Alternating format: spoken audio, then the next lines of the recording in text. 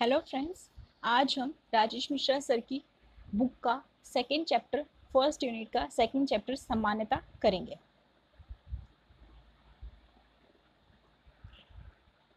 उदारवादियों के अनुसार समानता वैधानिक होती है, अर्थात व्यक्ति कानून व नियमों के समक्ष समान माने जाएंगे। उदारवादी क्या मानते हैं कि समानता वैधानिक होती है यानी कानूनी होती है और व्यक्ति कानून व नियमों के समक्ष समान माने जाएंगे।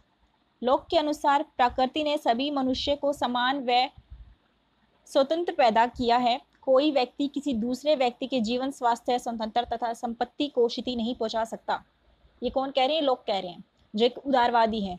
उन्होंने क्या कहा है? सभी मनुष्य को समान व स्वतंत्र पैदा किया है। किसने किया है? प्रकृति ने। यानी प्रकृति ने सभी को स्वतंत्र और समान पैदा किया है और कोई व्यक्ति किसी दूसरे व्यक्ति के जीवन, स्वास्थ्य और स्वतंत्रता पर क्षति नहीं पहुंचा सकता। अमेरिकी स्वतंत्रता घोषणा पत्र में कहा गया कि सभी लोग जन्म से समान हैं और निर्माता ने सभी मनुष्य को समान अधिकार दिए हैं। अमेरिकी स्वतंत्रता घोषणा पत्र में क्या कहा था? कि सभी लोग जन्म से समान हैं और निर्माता ने सभी मनुष्य को समान अधिकार दिए हैं। वर्ष 1789 में फ्रांसीसी क्रांति के घोषणा पत्र में कहा गया कि मर्यादा और अधिकारों में सभी लोग जन्म से स्वतंत्र एवं समान हैं। ठीक है, अमेरिका घोषणा पत्र में भी यही बात की गई थी और 1789 के जो फ्रांसीसी क्रांति का घोषणा पत्र था उसमें भी ये कहा गया कि मर्यादा और अधिकारों में सभी लोग जन्म से स्वतंत्र एवं समान हैं।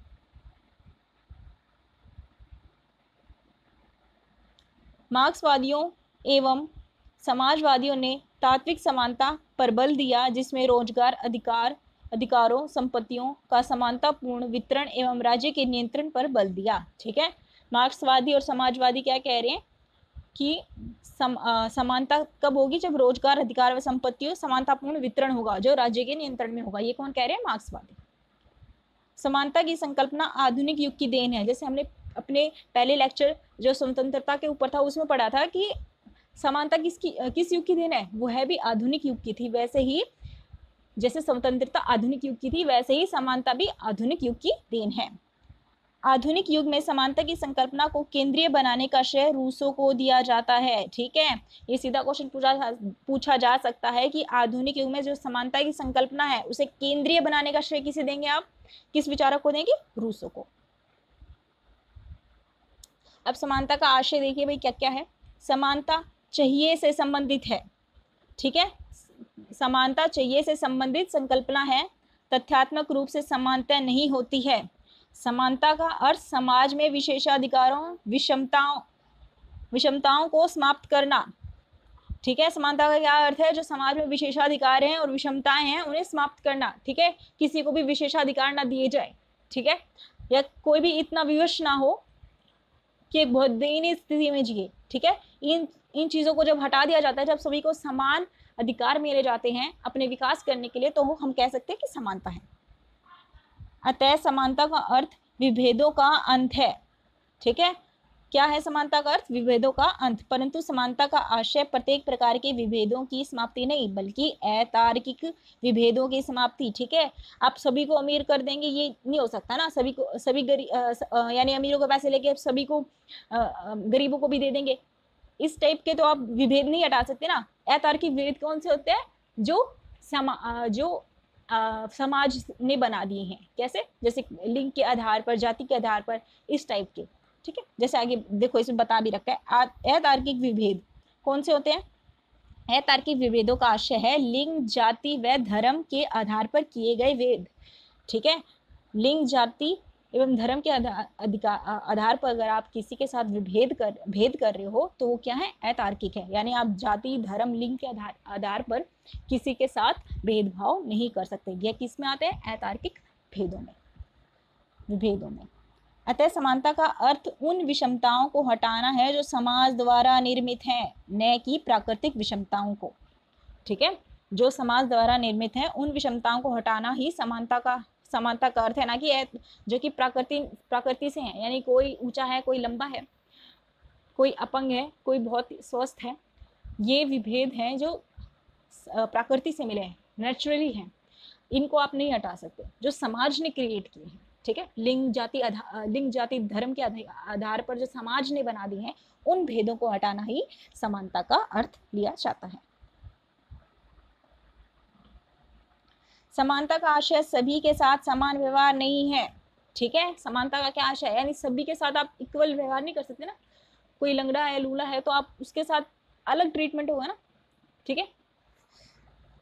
क्या ट्रीटमेंट होगा, यानी अगर वो आप उसे ये नहीं कह सकते ना आप सीढ़ियों पे ही चल सकते हो, हम सीढ़ियाँ ही बनाएंगे, उनके लिए अलग से वो प्लेन से होते हैं जिन पे वो आराम से अपनी व्हील चेयर से जा सके, ठीक है। यानी समान के साथ समान व्यवहार होगा, ठीक है। अगर कोई बिल्कुल स्वस्थ है तो उसको वैसे ही ट्रीट किया जाएगा। समानता का आशय समान लोगों के साथ समान व्यवहार करना, असमान लोगों के साथ असमान व्यवहार करना, ठीक है। समानता का क्या आशय, समान लोगों के साथ समान व्यवहार करना, असमान लोगों के साथ असमान व्यवहार करना ही समानता है। अतः समानता का समकालीन युग में सबसे सटीक अर्थ अवसर की समानता है, यानी सबको सेम अपॉर्चुनिटी मिले, ठीक है। ये क्या है, समकालीन युग में समानता का सबसे सटीक अर्थ। लास्की के अनुसार समाज में कोई व्यक्ति इतना ऊंचा न हो पाए कि पड़ोसी अपनी नागरिकता और स्थिति में स्वतः को हीन समझे। ये कौन कह रहे हैं, लास्की कह रहे हैं कि समाज में कोई व्यक्ति इतना ऊंचा न होने पाए कि पड़ोसी अपनी नागरिकता और स्थिति को क्या समझने लग जाए, हीन समझने लग जाए, ठीक है। इसलिए समानता होनी चाहिए। विभिन्न विचारकों के अनुसार समानता की संकल्पना, अब जो अलग अलग थिंकर रहे हैं उनके अनुसार क्या देखेंगे आप, समानता की संकल्पना क्या है। 20वीं शताब्दी में समानता के सबसे बड़े समर्थक कौन थे, R.H. टोनी। कौन थे 20वीं शताब्दी में, R.H. टोनी। इंग्लैंड में असमानता का धर्म व्यापक है। इनकी रचनाएं इक्वालिटी 1931, इनकी अन्य रचनाएं द एक्यूजिटिव सोसाइटी 1920 तथा religion and the Rise of capitalism 1926, education the socialist policy 1924, ठीक है। ये किसकी है, R.H. टोनी की है सारी रचनाएं, ध्यान से इन्हें पढ़ लीजिएगा। हॉब्स के लेखन के दौरान इंग्लैंड में समानता के लिए 2 समांतर आंदोलन चल रहे थे, ठीक है। हॉब्स के लेखन के दौरान इंग्लैंड में समानता के लिए 2 समांतर आंदोलन चल रहे थे, ठीक है। जब हॉब्स अपनी राइटिंग कर रहे थे तो इंग्लैंड में कौन से 2 आंदोलन चल रहे थे, लेवलर्स जो राजनीतिक समानता के समर्थक थे, लेवलर्स थे वो किसके थे, राजनीतिक समानता के। डिगर्स किसके थे, आर्थिक समानता के समर्थक थे, ठीक है। तो याद रखें कि 2, जब हॉब्स अपनी राइटिंग कर रहे थे तब कौन से आंदोलन चल रहे थे, 2 इंग्लैंड में समानता के लिए। लेवलर्स जो राजनीतिक समानता चाहते थे कि राजनीतिक रूप पे सभी समान हो, ठीक है, सबको वोट देने का अधिकार हो, सबके वोट की वैल्यू एक हो, सभी चुनाव लड़ सके। और जो डिगर्स थे वो क्या थे, वो आर्थिक समानता चाहते थे, ठीक है। कोई भी इतना अमीर ना हो पाए कि वो गरीब को सप्रेस करे, ठीक है। आर्थिक समानता होनी चाहिए। लोक के विचारों में नैतिक समानता की संकल्पना अंतर्निहित है।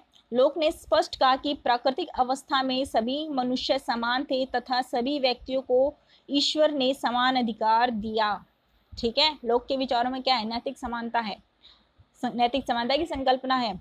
लोग ने स्पष्ट किया है कि जो प्राकृतिक अवस्था थी उसमें सभी लोग समान थे और सभी व्यक्तियों को ईश्वर ने समान अधिकार दिया, यानी सभी के राइट इक्वल हैं, इक्वालिटी पर जोर दे रहे हैं। बेंथम ने पहली बार राजनीतिक समानता का सूत्र प्रस्तुत किया। राजनीतिक यानी पॉलिटिकल इक्वालिटी, राजनीतिक समानता का सूत्र सबसे पहले किसने दिया है, सीधे क्वेश्चन पूछा जा सकता है, बेंथम ने। क्या दिया है, एक व्यक्ति एक मत, यानी हर कोई चाहे कितना ही अमीर हो चाहे कितना ही गरीब हो, हर किसी के वोट की वैल्यू एक होगी, एक व्यक्ति एक मत, तो समानता हो गई ना इसी से।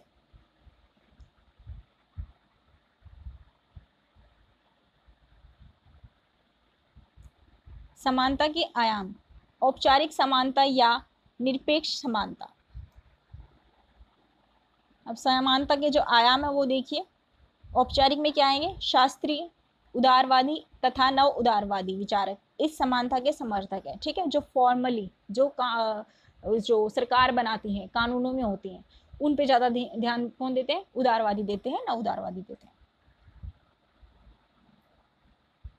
औपचारिक समानता के समर्थक कौन कौन है? होब्स, लॉक, बेंथम, मिल इत्यादि विचारक। ये याद रखिएगा कि औपचारिक समानता के समर्थक कौन कौन है। सीधा क्वेश्चन पूछा जा सकता है। होब्स, लॉक, बेंथम, मिल इत्यादि विचारक। औपचारिक समानता में निम्नलिखित प्रकार की समानताओं को शामिल किया जाता है। कौन कौन सी समानताओं को शामिल किया जाता है? अभी वो देखिए। नैतिक समानता, समानता का आरंभिक विचार नैतिक समानता के रूप में आया। ठीक है, जो समानता का आरंभिक विचार था वो किसमें आया था? नैतिक समानता। नैतिक समानता एक आदर्शवादी संकल्पना है। नैतिक समानता का आशय सभी व्यक्तियों के साथ समानता का व्यवहार होना चाहिए, क्योंकि सभी व्यक्ति ईश्वर की समान संतान है। ये किसकी संकल्पना है? नैतिक समानता की। हॉब्स लॉक द्वारा वर्णित प्राकृतिक अवस्था में नैतिक समानता विद्यमान थी। हॉब्स और लॉक ने जो प्राकृतिक अवस्था बताई थी उसमें नैतिक समानता थी, यानी सभी समान थे। ठीक है, क्योंकि प्रकृति के सभी समान संतान है, ईश्वर की सभी समान संतान है, यानी सभी को समान माना जाए। वैधानिक समानता देखिए। वैधानिक समानता का आशय क्या है? विधि के समक्ष समानता। ठीक है, अतः विधि के समक्ष सभी व्यक्ति समान होंगे। वैधानिक समानता के समर्थक कौन है? लॉक, बेंथम, ऑस्टिन, मिल इत्यादि। याद रखना, वैधानिक समानता के समर्थक कौन है? Lock, Bentham, Austin. ठीक है, मिल। ये वैधानिक समानता यानी कानूनी समानता, यानी कानून में सबको समान माना जाए, इसका समर्थन करते हैं। सामाजिक समानता देखिए। समाज में धर्म, जाति एवं लिंग के आधार पर समाज में धर्म, जाति एवं लिंग के आधार पर विभेद की समाप्ति। ये कौन कह रहे हैं? सामाजिक समानता वाले हैं कि समाज में जैसे धर्म, लिंग, जाति के आधार पर विभेद किए जाते हैं। ठीक है, किसी को ऊंची जाति का समझा जाता है, किसी को नीची जाति का, जैसे लिंग के अधिकार पर महिला और पुरुषों में किया जाता है, धर्म के आधार पर किया जाता है। तो ये विभेद नहीं होनी चाहिए। ये कौन कह रहे हैं? सामाजिक समानता चाहते हैं वो लोग। समाज में विशेषाधिकारों एवं विषमताओं का अंत करना तथा अल्पसंख्यकों के अधिकारों की रक्षा। ठीक है, समाज में जो विशेषाधिकार दी जाते हैं वो नहीं होनी चाहिए। विषमता यानी कोई बहुत ही दयनीय स्थिति में रहे वो नहीं होना चाहिए। अल्पसंख्यकों के अधिकार यानी जो मिनॉरिटी में है, जो कम संख्या में है, उनके अधिकारों की रक्षा, ये सारे किस में आएंगे? सामाजिक समानता में। राजनीतिक समानता देखिए। प्रत्येक व्यक्ति को राजनीतिक जीवन में सहभागिता का समान अधिकार प्रदान करना। ठीक है, क्या करना? प्रत्येक व्यक्ति को राजनीतिक जीवन में सहभागिता का समान अधिकार प्रदान करना। प्रत्येक व्यक्ति को समान मत देने का अधिकार प्रदान करना। बेंथम ने सर्वप्रथम एक व्यक्ति एक मत का विचार दिया था। ये हम पहले भी पढ़ चुके हैं। ठीक है, ये राजनीतिक समानता हो गई अपनी। और फिर आर्थिक समानता देखिए। इसका समर्थन कल्याणकारी राज्य के समर्थक एवं समाजवादी विचारक करते हैं। न्यूनतम आर्थिक आवश्यकताओं की पूर्ति करना, व्यक्तियों को काम का अधिकार प्रदान करना। आर्थिक में तो यही आएंगे ना, कल्याणकारी राज्य के समर्थक होंगे जो समाजवादी विचारक। और न्यूनतम आर्थिक आवश्यकताएं की सबकी पूर्ति हो, यानी जो एक मिनिमम जो होता है आपकी इतनी आपकी ऐसी सिचुएशन में तो हो तो कि आप खाना, आपको 2 वक्त खाना तो मिले, तो न्यूनतम आर्थिक रोटी कपड़ा मकान आपको ये मिलना चाहिए। व्यक्तियों के काम का अधिकार प्रदान करना। ठीक है, यानी सबको राइट टू वर्क हो। फिर आगे देखिए आप, ये सारी है ना जो अभी तक आप पढ़ रहे हैं, ये क्या पढ़ रहे हैं आप? जो समानता के आयाम पढ़ रहे हैं आप। ठीक है, तो नैतिक में तो आप समझ चुके थे, नैतिक अधिकार पर यानी सारे समान है, सभी के साथ समान व्यवहार किया जाए। वैधानिक में क्या था? यानी कानून के आधार पर सबको समान माना जाए। ठीक है, समाज में क्या था? यानी सामाजिक आधार पर सबको समान माना जाए, जाति धर्म लिंग के आधार पर कोई भेद ना हो। राजनीतिक में क्या आएगा? सभी को वोट देने का अधिकार हो, राजनीतिक जीवन में सहभागिता का अधिकार हो। वैसे ही आर्थिक में आ जाएगा, कल्याणकारी राज्य वाले आ जाएंगे। ठीक है, यानी न्यूनतम आर्थिक आवश्यकताएं तो उनकी पूर्ति हो, ठीक है, व्यक्तियों को काम का अधिकार हो। वैसे ही अब देखिए आप लैंगिक समानता। लैंगिक समानता पितृसत्तात्मक सत्ता की समाप्ति करना। अब लिंग के अधिकार आधार पर है तो यही होगा। निजी एवं सार्वजनिक जीवन में विभेद की समाप्ति, ठीक है, निजी और सार्वजनिक जीवन में विभेद की समाप्ति। महिलाओं के घरेलू कार्य का महत्व स्वीकार करना। ब्रिटेन के वे विचारक जो समाजवादी झुकाव रखते थे उनमें रिचर्ड टोनी, जॉर्ज ऑरवेल एवं रिचर्ड टिमस प्रमुख थे। ठीक है, कौन थे समाजवादी किस साइड जिनका झुकाव था, वो कौन थे? Richard Tawney, George Orwell and Richard Titmuss. पितृसत्ता की समाप्ति कौन चाहेगा? लैंगिक समानता वाले चाहेंगे ना कि सिर्फ पुरुषों को ही अधिकार प्राप्त ना हो, उन्हीं को ज्यादा अहमियत ना मिले, स्त्रियों को भी मिले। ठीक है, उनके घरेलू कार्य जो होते हैं उनके महत्व को स्वीकार किया जाए। निजी और सार्वजनिक जीवन का जो भेद कर दिया गया है, ठीक है, पर्सनल और प्रोफेशनल लाइफ का, उसको कम किया जाए, यानी उसकी समाप्ति की जाए। अवसर की समानता, यह समानता का स्वर स्वीकृत आधुनिक रूप है। ठीक है, क्या है? अवसर की समानता।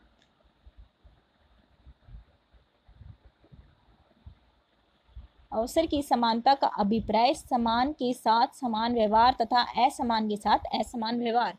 ठीक है, ये हम पहले भी पढ़ चुके हैं। समान के साथ समान किया जाए और असमान के साथ असमान किया जाए। अवसर की समानता का मूल अभिप्राय आरंभिक स्थिति या मूलभूत रूप से समानता लाना, प्रत्येक स्थिति में नहीं। ठीक है, प्रत्येक स्थिति में नहीं लाना, बल्कि आरंभिक या मूलभूत जो स्थिति है उसमें समानता लाई जाए। डॉर्किन ने अवसर की समानता को संसाधनों की समानता के रूप में व्यक्त किया। ये सीधा पूछा जा सकता है कि संसाधनों की समानता के रूप में किसने अभिव्यक्त किया था अवसर की समानता को? किसने किया था? डॉर्किन ने। डॉर्किन के अनुसार आरंभिक स्थिति में लोगों को समान संसाधन दिए जाएंगे। ठीक है, सभी को बिल्कुल समान संसाधन दिए जाएंगे ताकि वो अपना विकास कर सकें। ठीक है, उनका यूज करके कोई चाहे कोई कितनी ग्रोथ कर ले, सबको इक्वलिटी के साथ समान संसाधन दिए जाएंगे। ठीक है, किसी के साथ भी कोई भेदभाव नहीं किया जाएगा। परंतु डॉर्किन शारीरिक रूप से विकलांग लोगों को अन्य लोगों से अधिक सुविधाएं प्रदान करने का समर्थन करते हैं, जिसे डॉर्किन ने पेंशन योजना का नाम दिया। ठीक है, परंतु डॉर्किन जो शारीरिक रूप से विकलांग लोगों को अन्य लोगों से अधिक सुविधाएं प्रदान करने का समर्थन करते हैं। क्यों करते हैं? क्योंकि वो एक असहाय अवस्था में है। ठीक है, इसीलिए करते हैं। डॉर्किन जिन्हें पेंशन योजना के का नाम दिया था, किसने कहा? जिसे डॉर्किन ने क्या कहा था? यह एक पेंशन योजना है। ठीक है, जो शारीरिक रूप से विकलांग है उन्हें थोड़ी अधिक सुविधाएं प्रदान की जाए।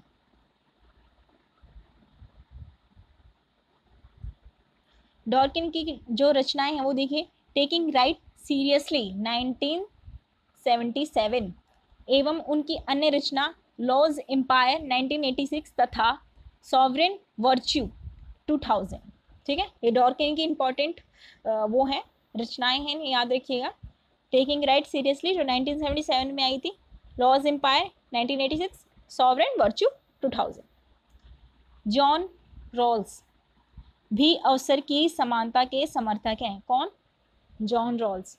रॉल्स भी चाहते हैं कि सभी को समान अवसर दिया जाए अपना डेवलपमेंट, अपना विकास करने के लिए। रॉल्स के अनुसार अवसर की समानता का आशय व्यक्तियों को मूलभूत प्राथमिक वस्तुओं को प्रदान करना। ठीक है, जो उनकी मूलभूत प्राथमिक वस्तुएं हैं वो सभी को समान मिले, यह क्या है? अवसर की समानता होगी। अवसर की समानता का व्यवहारिक पक्ष देखिए, सकारात्मक क्रिया, अफर्मेटिव एक्शन। यह अवस्था अमेरिका में प्रचलित है, जिसके द्वारा अश्वेतों के सामाजिक, आर्थिक व शैक्षणिक उत्थान के लिए सरकार विश्वविद्यालयों द्वारा कुछ विशेष उपाय एवं प्रबंध किए जाते हैं। ठीक है, सकारात्मक क्रिया, अफर्मेटिव एक्शन में क्या होगी? जब अवसर की समानता के लिए हम व्यवहारिक पक्ष में क्या देख रहे हैं? सकारात्मक क्रिया देख रहे हैं, जिसमें हम क्या देख रहे हैं? यह अवस्था अमेरिका में प्रचलित है, जिसके द्वारा अश्वेतों के सामाजिक, आर्थिक एवं जो शैक्षणिक उत्थान हम चाहते हैं, उसके लिए हम क्या कर रहे हैं, विश्वविद्यालय में कुछ विशेष उपाय एवं प्रबंध किए जा रहे हैं। ठीक है। सकारात्मक क्रियाएं के अंतर्गत अमेरिका में विश्वविद्यालयों में अश्वेतों के लिए कम अंकों पर प्रवेश दिया जा रहा है। ठीक है, रिजर्वेशन दिया जा रहा है उन्हें। अश्वेतों के लिए सीट आरक्षित कर दी गई है। ठीक है, ये क्या होंगे, हमारे अफर्मेटिव एक्शन होंगे, यानी सकारात्मक क्रियाएं होंगी। ठीक है, ये अमेरिका के उसमें बता रहे हैं कि उन्होंने अश्वेतों के लिए क्या किया है। अब भारत में समानता की, भारत में जो अवसर की समानता उसे देखिए। भारतीय संविधान में अवसर की समानता को संरक्षणात्मक विभेद या रिवर्स डिस्क्रिमिनेशन या विधि के समक्ष समान संरक्षण की संज्ञा भी दी जाती है। ठीक है, यानी विधि के समक्ष समान संरक्षण की संज्ञा दी जाती है। कहाँ पे, भारत में। जब भारत के संविधान में आप अवसर की समानता किसमें देखते हैं, रिवर्स डिस्क्रिमिनेशन में, संरक्षणात्मक विभेद में। ठीक है, इसके अंतर्गत पिछड़े वर्ग के लोगों को सेवा में आरक्षण प्रदान किया जाता है। क्या किया जाता है, जो पिछड़े वर्ग के लोग हैं उन्हें सेवाओं में आरक्षण प्रदान किया जाता है। यह विभेद संरक्षणात्मक है क्योंकि समाज के वंचित वर्गों के संरक्षण एवं उत्थान के लिए यह विभेद आवश्यक है। ठीक है, तो इसलिए इसे क्या कहा गया है, ये संरक्षणात्मक है, संरक्षण ही दे रहा है हमें, इससे हमारा बुरा नहीं हो रहा है अगर उन्हें हम रिजर्वेशन दे रहे हैं। ये कौन कह रहा है, ये अपने संविधान में मेंशन है। ठीक है, भारत के संविधान में अवसर की समानता सुनिश्चित करने के लिए क्या किया गया है, कुछ लोगों को रिजर्वेशन दी गई है। परिणामों की समानता या परिस्थितियों की समानता।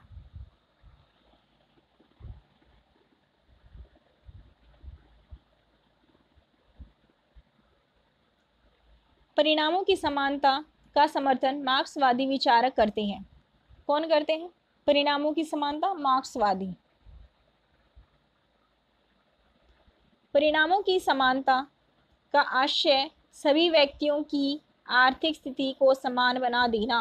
ठीक है, यानी कोई गरीब ना रहे, सभी के पास अपनी यानी उनका सभी का किसी का आर्थिक पक्ष ज़्यादा मजबूत ना हो ताकि वो कमज़ोर को सप्रेस करे, उसे दबाए, ऐसा ना हो। ये कौन कह रहे हैं, ये मार्क्सवादी चाहते थे। ठीक है, यानी परिणाम सबको, सबके रिजल्ट सेम आने चाहिए। ठीक है, किसी को ज़्यादा ऊंचा ना दिखाया जाए। परिणामों की समानता के अंतर्गत मार्क्सवादी ने समाज से सामाजिक एवं आर्थिक विषमताओं को पूर्ण रूप से समाप्त करने का नारा दिया था। ठीक है, यानी सामाजिक और आर्थिक विषमताएं होनी ही नहीं चाहिए। कौन चाहते हैं, मार्क्सवादी चाहते हैं।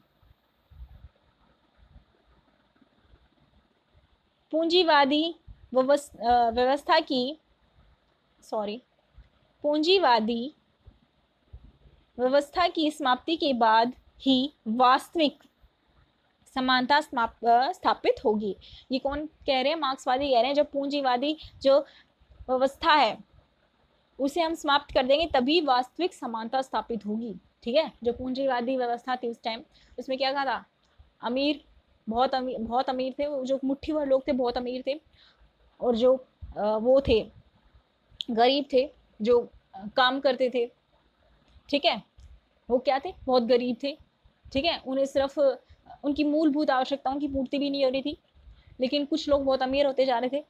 तो मार्क्सवादी यही चाहते थे ना कि उन मुट्ठी भर लोगों के पास ही सारे संसाधन ना हो, आर्थिक रूप पे सभी समान हो।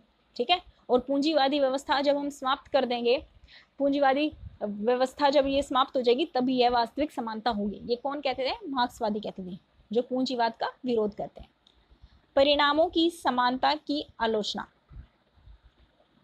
अब जो ये मार्क्सवादियों की आलोचना है वो देखिए कि परिणाम की समानता वही चाहते हैं।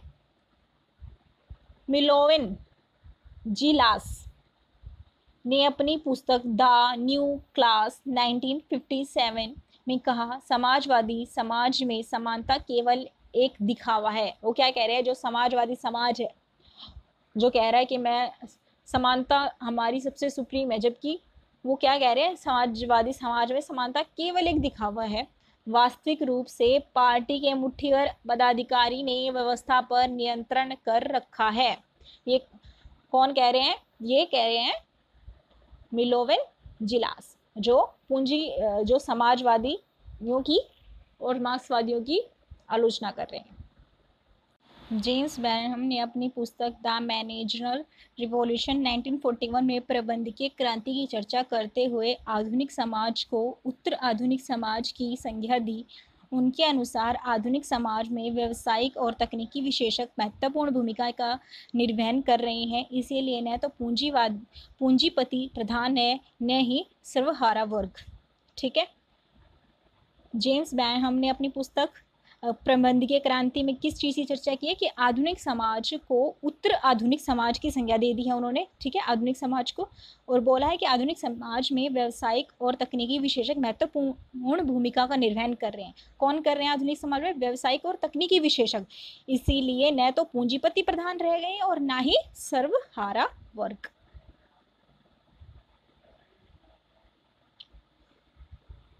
विभिन्न विचारधाराओं के अनुसार समानता का अर्थ शास्त्रीय उदारवादी या परंपरागत उदारवादी। इनके अनुसार समानता का क्या अर्थ है?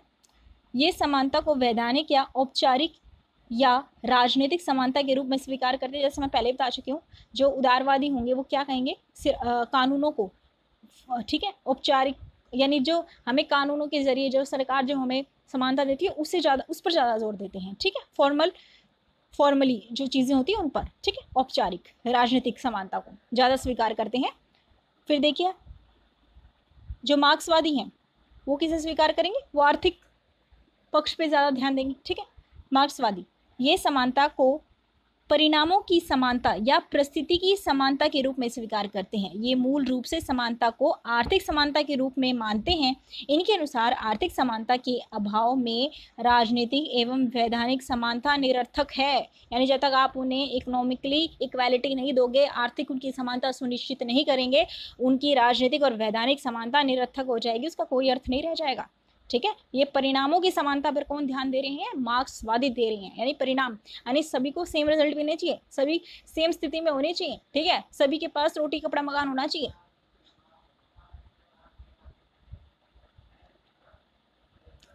सकारात्मक उदारवादी या कल्याणकारी राज्य के समर्थक। अब ये वाली किस चीज पे जोर देंगे? इनके अनुसार समानता का आशय अवसर की समानता है। अवसर की समानता के अंतर्गत वैधानिक, आर्थिक व राजनीतिक सभी प्रकार की समानताएं शामिल हैं। ठीक है, जो कल्याणकारी राज्य के समर्थक है, सकारात्मक उदारवादी हैं, उनके अनुसार क्या है? समान अवसर की समानता ही सब कुछ है। यानी अवसर, अपॉर्चुनिटी सबको सेम मिलनी चाहिए। ठीक है, इनके लिए वैधानिक, आर्थिक व राजनीतिक सभी तरह की समानताएं इसमें शामिल है। अवसर की समानता यानी सबको अपने आर्थिक, राजनीतिक और वैधानिक तौर पर अवसर यानी उन्हें अपॉर्चुनिटी से मिलनी चाहिए ताकि वो अपना डेवलपमेंट अपनी क्षमताओं के अकॉर्डिंग पूरी तरह से मुक्त होकर कर सकें। समानता की समुदायवादी संकल्पना देखिए, वॉल्जर ने जटिल समानता, कॉम्प्लेक्स इक्वालिटी का विचार दिया था। किसने दिया था? ये सीधा क्वेश्चन पूछा जा सकता है कि भाई जटिल समानता, कॉम्प्लेक्स इक्वालिटी का विचार किसने दिया था? ठीक है, तो आप क्या कहेंगे? वॉल्जर ने दिया था। ठीक है, कॉम्प्लेक्स इक्वालिटी वॉल्जर के द्वारा दिया गया था, याद रखिएगा, इंपॉर्टेंट है। इनके अनुसार समाज में मूलभूत वस्तुओं का वितरण के भिन्न मापदंड होने चाहिए। ठीक है, जो मूलभूत वस्तुएं होती हैं उनके वितरण के भिन्न मापदंड होने चाहिए। ठीक है, अगर कोई विकलांग है तो उसके लिए अलग मूलभूत सुविधाएं होंगी। ठीक है, वस्तुएं होंगी, और कोई स्वस्थ है उसके लिए अलग होंगी। ठीक है, तो उनका मापदंड कैसा होना चाहिए? भिन्न भिन्न प्रकार के उनकी आवश्यकताओं के अनुसार होना चाहिए। ठीक है, ये वॉल्जर कह रहे हैं। तो अलग अलग हो तो ये कॉम्प्लेक्स हो गया ना, एक तरह का जटिल हो गया, तो इसलिए जटिल समानता यानी कॉम्प्लेक्स इक्वालिटी किसकी है? वॉल्जर की है। प्रत्येक समाज के लिए एक समान वस्तुएं उपयोगी नहीं होती हैं। ठीक है, ये वही बात होगी ना कि सभी के लिए एक समान की नहीं होगी। इनके अनुसार सभी व्यक्तियों को समान मूलभूत सुविधाएं प्राप्त होनी चाहिए, परंतु प्रत्येक क्षेत्र में समानता संभव नहीं है। ठीक है, हर क्षेत्र में हर चीज में समानता संभव नहीं होती है। चार्ल्स टेलर भी समुदायवादी हैं। इनकी प्रसिद्ध रचना सोर्स ऑफ द सेल्फ 1989, ठीक है। सोर्स ऑफ द सेल्फ पुस्तक पूछी जाएगी तो किसकी होगी? चार्ल्स टेलर की, जो एक समुदायवादी है, याद रखिएगा। अब जो समानता है उसकी नारीवादी संकल्पना देख लीजिए, ठीक है। उदारवादी नारीवादी, उदारवादी नारीवाद क्या है? उदारवादी नारीवादी सार्वजनिक क्षेत्र में समानता के समर्थक हैं, यानी सार्वजनिक क्षेत्र में सभी को समान माना जाए, स्त्री पुरुष सभी को समान माना जाए, समान राजनीतिक अधिकार एवं शिक्षा के अधिकार के समर्थक, ठीक है। उन्हें राजनीतिक अधिकार भी समान मिले, शिक्षा का अधिकार भी समान हो, ठीक है, चाहे वो स्त्री हो चाहे वो पुरुष, उनको समान मिला जाए। इसके कौन समर्थक होंगे? उदारवादी नारीवादी। जो उग्रवादी होंगे, उग्र नारीवादी, उनकी देखिए अब विचार। उग्र नारीवादी निजी जीवन में समानता के समर्थक है, ठीक है। अब आपको डिफरेंस पता चलेगा ना। जो उदारवादी थी उनके लिए क्या थी? सार्वजनिक क्षेत्र में, लेकिन जो उग्र नारीवादी है उनके लिए निजी जीवन में, ठीक है। याद रखेंगे ना, उदारवादी के लिए सार्वजनिक, उग्र नारीवादी के लिए निजी जीवन, ठीक है। उग्र नारीवादी निजी जीवन में समानता के समर्थक है। नैतिक, वैधानिक, राजनीतिक व आर्थिक समानता आवश्यक है लेकिन पर्याप्त नहीं है। उन्हें निजी जीवन में भी यही समानता मिलनी चाहिए। नारीवादियों ने पितृसत्तात्मक सत्ता का विरोध किया है। पितृसत्तात्मक सत्ता का अभिप्राय सार्वजनिक क्षेत्र पुरुषों का होता है, जबकि निजी एवं घरेलू क्षेत्र महिलाओं को दे दिया गया है। महिलाएं इस निजी एवं घरेलू क्षेत्र में भी पुरुषों के अधीन होती हैं, ठीक है। क्या होती है? इस क्षेत्र में भी उनको पुरुषों के अधीन ही समझा जाता है, ठीक है। घर में पुरुषों की चलती है, ये कौन कह रहे हैं? उग्र नारीवादी कह रही है, ठीक है। इसलिए सिर्फ सार्वजनिक क्षेत्र में ही नहीं, उन्हें निजी क्षेत्र में भी महिलाओं की वही, उन्हें समानता मिलनी चाहिए, उनकी वही रिस्पेक्ट होनी चाहिए, ठीक है। ये कौन कह रहे हैं? ये उग्र नारीवादी कह रहे हैं।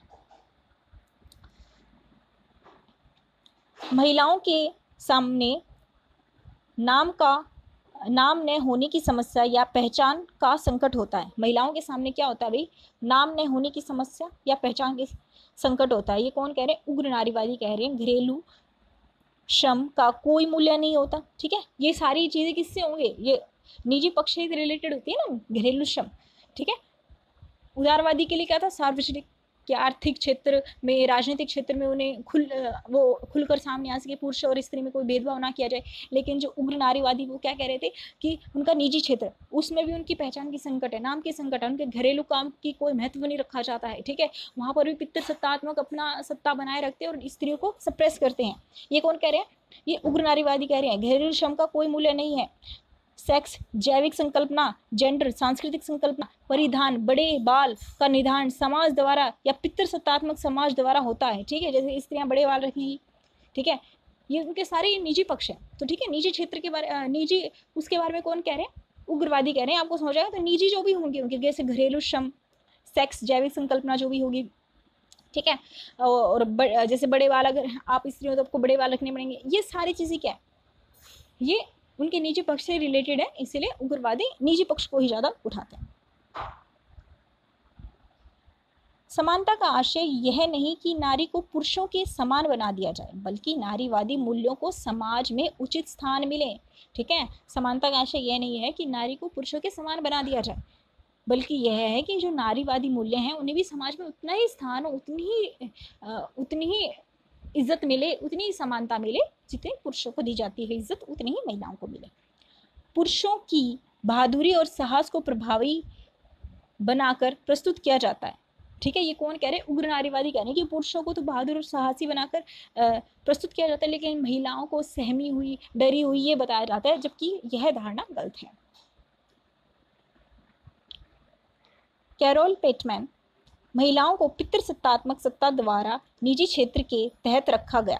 महिलाओं को पितृसत्ता जो सत्ता है, ठीक है, उसमें क्या रखा गया? निजी क्षेत्र के तहत रखा गया, ठीक है। सार्वजनिक क्षेत्र बता दिया गया कि पुरुषों का है और निजी क्षेत्र महिलाओं का है। ये कौन कह रहे हैं? कैरोल पिटमैन कह रहे हैं। कल्याणकारी राज्य को पितृसत्तात्मक राज्य की संज्ञा दी, ठीक है। कल्याणकारी जो राज्य होता है वो पितृसत्तात्मक, यानी वो कहता है कि हम आपका कल्याण कर रहे हैं। अब ये उसको स्टेट से रिलेट कर रहे हैं, स्टेट के सिस्टम से। कल्याणकारी जो राज्य होता है वो भी एक पितृसत्तात्मक राज्य की तरह ही रिएक्ट करता है कि हम आपके कल्याण के लिए जो भी हम स्कीम ला रहे हैं, जो भी हम रूल्स रेगुलेशन ला रहे हैं, आप ही कल्याण के लिए, ठीक है। ठीक है, यहाँ तक समझ में आया। आगे देखिए, महिलाएं अभी भी प्राकृतिक अवस्था में हैं, सामाजिक समझौते में शामिल नहीं थी।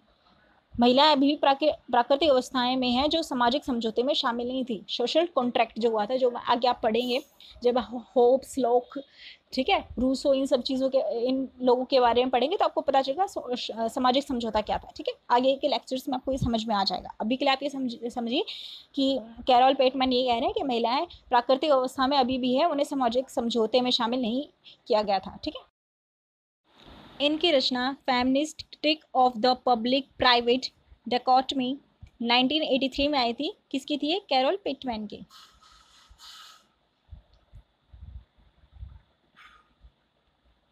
बेटी वीडन महिला मुक्ति की जन्मदाता बोली जाती हैं। द्वितीय चरण में नारीवादी आंदोलन रेडिकल फेमिनिज्म जो था वो किनके द्वारा था? बेटी फीडन के द्वारा था। ठीक है, इनकी रचनाएं क्या थी? The feminist mistake 1963, the feminist mistake, the second stage 1981। इनकी इंपॉर्टेंट रचनाएं हैं तो याद रखिएगा। मुख्य समस्या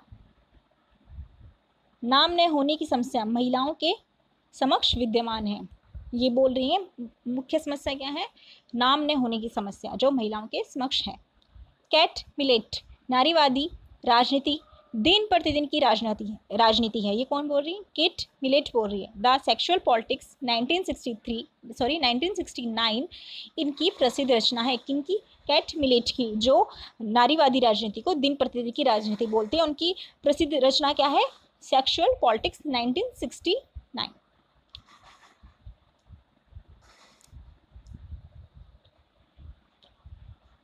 जर्मन गेट की प्रसिद्ध रचना कौन सी है? Sex and destiny 1984। The female unique 1970, the female unique 1970। ये जर्मन गेट की प्रसिद्ध रचना है, याद रखना। सबसे इंपॉर्टेंट तो ये फर्स्ट वाली है, सेक्स एंड डेस्टिनी 1964।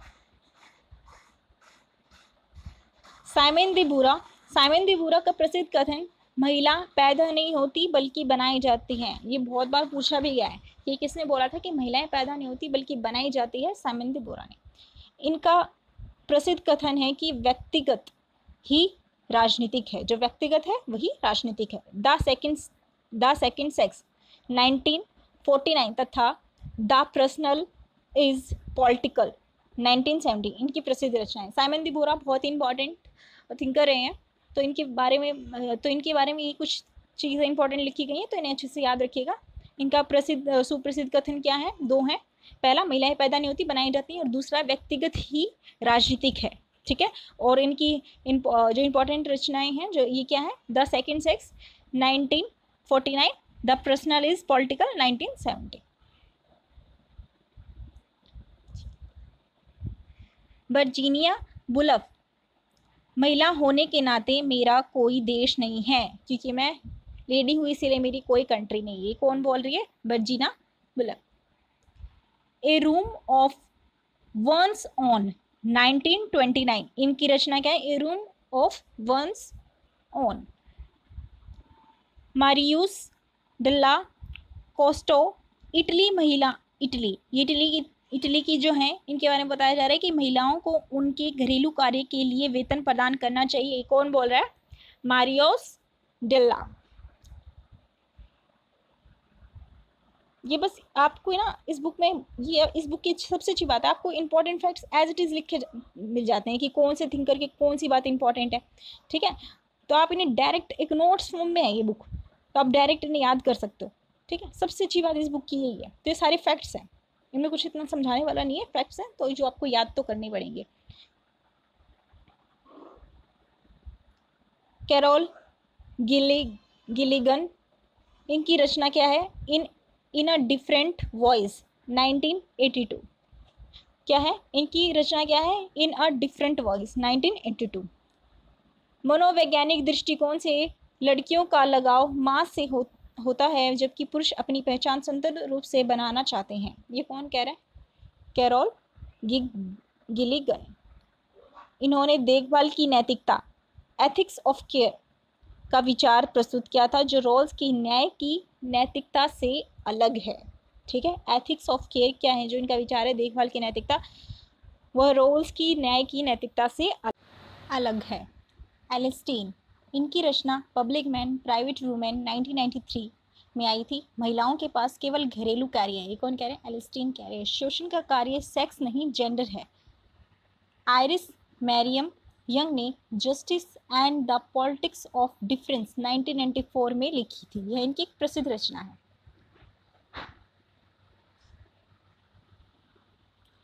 इनकी अन्य रचनाएं क्या हैं, इंक्लूशन एंड डेमोक्रेसी 2001 एवं ऑन फीमेल बॉडी एक्सपीरियंस 2005। ठीक है, आयरिस मैरियम यंग की है ये सारी रचनाएं। कोहेन ने रेस्क्यूइंग जस्टिस एंड इक्वालिटी 2008 नामक रचना लिखी है। ठीक है, 2008 में जो आई थी यह रचना कोहेन ने लिखी है तथा इन्होंने रॉयल्स के न्याय सिद्धांत की आलोचना भी की है। किसने की है, कोहेन ने। किसकी, रॉयल्स का जो न्याय का सिद्धांत है उसकी आलोचना करता है कोहेन। ऑकिन की प्रसिद्ध रचना Justice Gender and the Family 1991 है। बहुसंस्कृतवादी समानता की संकल्पना, जो बहुसंस्कृतवादी हैं उनके अकॉर्डिंग समानता की क्या संकल्पना है वो देखिए। भिकू पारिक एवं किम लिका इसके मान्यताकार हैं। किसके, बहुसंस्कृतिवाद के। विषमता केवल आर्थिक नहीं होती बल्कि संस्कृति भी होती है। ठीक है, सांस्कृतिक भी होती है। ये क्या कह रहे हैं कि सिर्फ विषमताएं आर्थिक तरह से नहीं होती है जो मार्क्सवादी कहते हैं। ठीक है, बल्कि ये सांस्कृतिक भी होती है। ठीक है,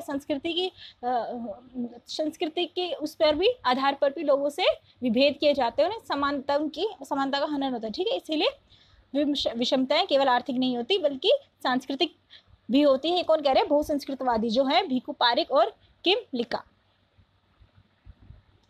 समूह विशेष के अधिकारों की मांग करते हैं। ठीक है, बहुसंस्कृतवादी है तो समूह की तो बात करेंगे। ठीक है, पहचान की राजनीति का समर्थन करते हैं। किम लिका के अनुसार विभेदीकृत नागरिकता प्रत्येक समूह की विभिन्न विशिष्ट आवश्यकता एवं लक्ष्य होते हैं। ठीक है, विभेदीकृत नागरिकता डिफरेंशिएटेड सिटीजनशिप प्रत्येक समूह की विभिन्न विशिष्ट आवश्यकता एवं लक्ष्य होते हैं। ठीक है, ये किसके अनुसार है, किम लिका के अनुसार। अल्पसंख्यकों को भी समाज में आत्मसम्मान प्राप्त होना चाहिए। किम लिका के अनुसार अल्पसंख्यकों की सांस्कृतिक पहचान बनाए रखने पर विशेष बल देना चाहिए। कि कौन कह रहे हैं, किम लिका कह रहे हैं कि अल्पसंख्यकों की सांस्कृतिक पहचान बनाए रखने के लिए उन्हें विशेष बल देते हैं और उनके लिए भी समाज में आत्मसम्मान होना चाहिए। यह बात कौन कर रहे हैं, किम लिका कह रहे हैं कि अल्पसंख्यकों का भी समाज में आत्मसम्मान हो और उन्हें अपनी संस्कृति की पहचान बनाए रखने का अपनी संस्कृति की विशेष पहचान बनाए रखें, इस पर वह बल देते हैं। मैरियम यंग के अनुसार विभेद की राजनीति पॉलिटिक्स ऑफ डिफरेंस का अर्थ है केवल लोगों को अधिकार प्रदान कर देना नहीं बल्कि उनके प्रति व्यापकपूर्वक घृणा और विभेद को भी समाप्त करना। मैरियम यंग कह रहे हैं कि जो विभेदी की राजनीति है, पॉलिटिक्स ऑफ डिफरेंस का क्या अर्थ है वो बता रही हैं मैरियम यंग कि केवल लोगों को अधिकार प्रदान नहीं कर देना बल्कि उनके प्रति व्यापकपूर्वक घृणा और विभेद को भी समाप्त करना। ठीक है, समानता ब्रिटिश और अमेरिकी समाजों में एशियाई मूल्यों को यह दृष्टि से देखा जाता है। ठीक है, ये कौन कह रहे हैं, बहुसंस्कृतवादियों के विचार हैं कि जो ब्रिटिश और अमेरिकी समाजों में भी क्या कहा जाता है, एशियाई और जो एशियाई मूल्य है, एक फैक्ट बता रहे हैं कि एशियाई मूल्यों को क्या कहा, एशियाई मूल्यों को हे दृष्टि से देखा जाता है। ठीक है, समानता के विरोधी विचारक, जो समानता के विरोधी विचारक है उनके बारे में आप देखिए भाई। अरस्तु ने असमानता को प्राकृतिक माना। ठीक है, अरस्तु क्या कहते हैं, असमानता इनइक्वालिटी जो होती है वो क्या होती है, प्राकृतिक होती है, नेचुरल होती है। ठीक है, असमानता प्राकृतिक है। ये कौन कह रहे हैं? अरस्तु कह रहे हैं। तो समानता को वो फेवर कर, समानता का फेवर नहीं कर रहे ना, इनइक्वालिटी का फेवर कर रहे हैं, इक्वालिटी का नहीं कर रहे। लॉर्ड एक्टन के अनुसार समानता की आशा ने स्वतंत्रता को निष्फल बना दिया है। ये कौन कह रहे हैं? लॉर्ड एक्टन कह रहे हैं कि जब हम समानता की आशा करते हैं तो इससे हमारी स्वतंत्रता निष्फल हो जाती है, ठीक है, क्योंकि हम सभी को समान अधिकार देने के लिए जो सप्रेस्ड क्लास है, ठीक है, जो पिछड़ा वर्ग है, हम उसे अधिकार दे देते हैं, मतलब कुछ विशेषाधिकार दे देते हैं, उन्हें आरक्षण दे देते हैं, तो इससे क्या होता है? हमारी स्वतंत्रता का हनन होता है ना, ठीक है। तो क्या कह रहे हैं? समानता की आशा ने स्वतंत्रता को निष्फल बना दिया। कौन कह रहे हैं? लॉर्ड एक्टन कह रहे हैं। टॉकवेल के अनुसार समानता का आशय बहुमत की निरंकुशता है। क्या है? टॉकवेल के अनुसार समानता का आशय बहुमत की निरंकुशता। क्लियर है? आगे देखिए। पेरोट, मॉस्का एवं मिशेल जैसे अभिजनवादियों ने समानता का प्रबल विरोध किया। किसने किया भाई? पेरोट, मॉस्का एवं मिशेल जैसे अभिजनवादियों ने समानता का प्रबल विरोध किया। ये सारे विरोधी बता रहे हैं समानता कौन कौन है? अरस्तु है, लॉर्ड एक्टन है, टॉकवेल है, पेरोट, मॉस्के एवं मिशेल हैं, मॉस्का एवं मिशेल हैं। समकालीन विचारक क्रिस्टोफर बेल ने योग्यता आधारित संकल्पना जस्ट मेरिटोक्रेसी योग्यता आधारित संकल्पना की संकल्पना का समर्थन किया है, ठीक है। आप में जितनी योग्यता हो वो इतना आगे आएगा, ठीक है। इसमें समानता की अवहेलना कर रहे हैं ना कि आप समानता के वो देकर, दुहाई देकर सभी के परिणाम समान नहीं कर सकते। जिसमें जो योग्यता है वो अपने आप ऊपर चला जाता है, ठीक है, इसीलिए असमानता हो रही है। ये कौन कह रहे हैं? क्रिस्टोफर बेल कह रहे हैं, ठीक है। योग्यता आधारित संकल्पना दे रहे हैं जो, जिनके अनुसार वर्तमान समाज में भी विषमता व्याप्त है, लेकिन यह विषमता योग्यता, कौशल और उपलब्धि के आधार पर है, ठीक है। किसके आधार पर है? योग्यता के आधार पर। उसमें योग्यता है तभी वो औरों से आगे निकल गया, उसमें कौशल है तभी वह औरों से आगे चला गया, ठीक है। माइकल यंग ने अपनी रचना The Rise of the Meritocracy 1958 में योग्यता तंत्र की आलोचना की तथा योग्यता आधारित संकल्पना की भी आलोचना की।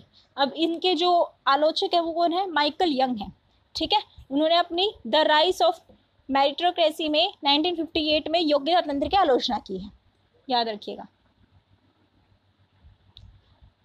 उदारवादी कभी भी परिणामों की समानता की बात नहीं करते। ये सारे फैक्ट्स हैं, ठीक है, जो इस ब्रैकेट में होते हैं ना, लास्ट में इस बुक में जब भी ये आप देखोगे ना, तो ये सारे फैक्ट्स होते हैं जो सीधे के सीधे पूछ लिए जाते हैं, ठीक है। तो आज हमारा ये जो समानता के ऊपर, इक्वालिटी के ऊपर लेक्चर था, ये ख़त्म होता है, ठीक है। इस बुक में जितने भी बातें इसके बारे में दी गई थी हम वो सारी पढ़ चुके हैं। तो please support to my channel, like, share and subscribe. Thank you so much.